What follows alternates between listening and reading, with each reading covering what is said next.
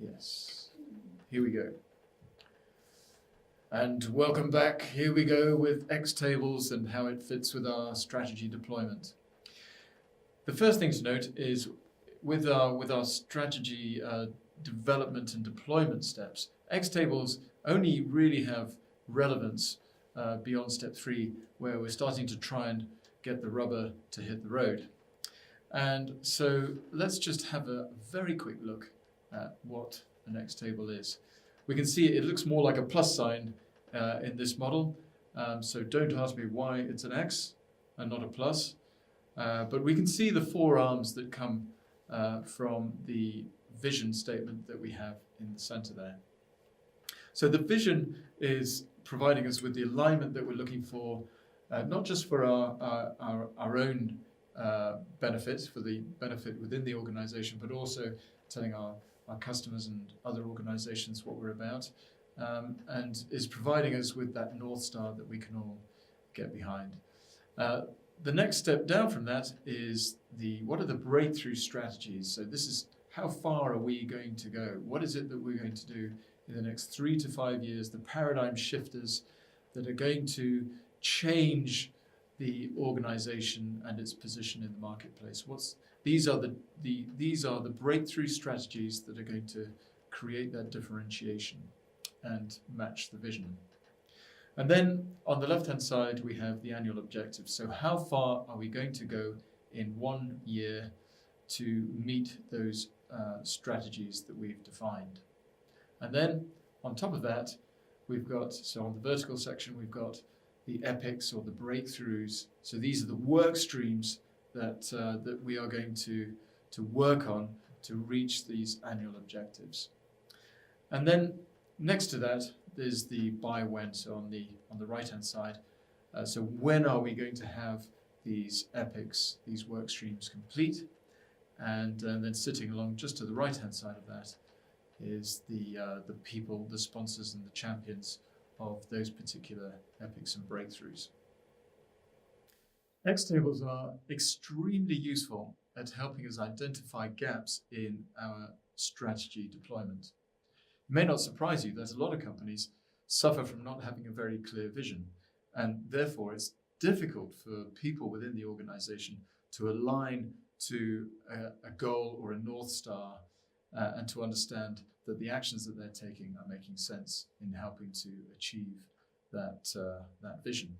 Likewise, if you have a vision but no strategy, then really we're not enacting that vision at all, and we're struggling to make progress.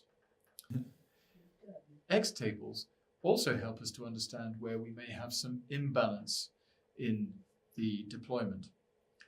Common mistakes are that we try to create far too many strategies and then lose the focus of what it is that we're trying to achieve. So trying to minimize our strategies and keep them to the key breakthroughs that we need to happen are absolutely key. Likewise, if we have a lot of strategies, we're going to end up with a lot of annual objectives that are being set to try and meet those. And then this becomes resource hungry.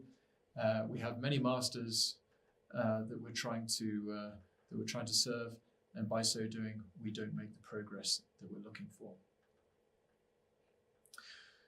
Another common mistake is to then create a shopping list of epics and work streams that we think are necessary to do. And again, we see that our X-table is a little bit out of kilter, and we may be struggling to resource these activities. And lastly, one of the other imbalances that we see is the allocation or the sponsorship of the work streams that we're looking to implement fall into the hands of the business improvement community rather than being shared across operations and the functions that need to make these happen. X-tables also help us to understand what is the impact that we're having with the strategies and the work streams, the epics that we have chosen.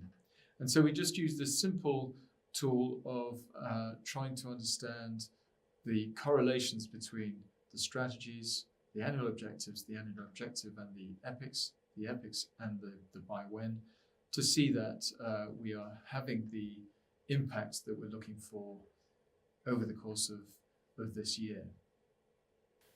Sometimes we can see that with the X tables, it helps us to understand and identify where maybe the correlations are not so strong, and therefore we need to either rethink the work streams that we're going to work on and the annual objectives that we've set.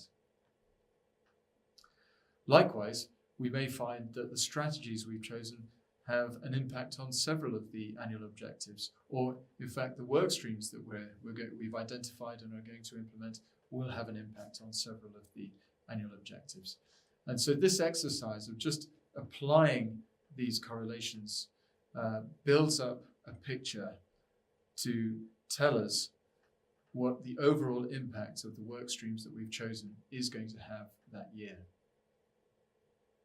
Now, the X tables help us to then drive the strategy into action.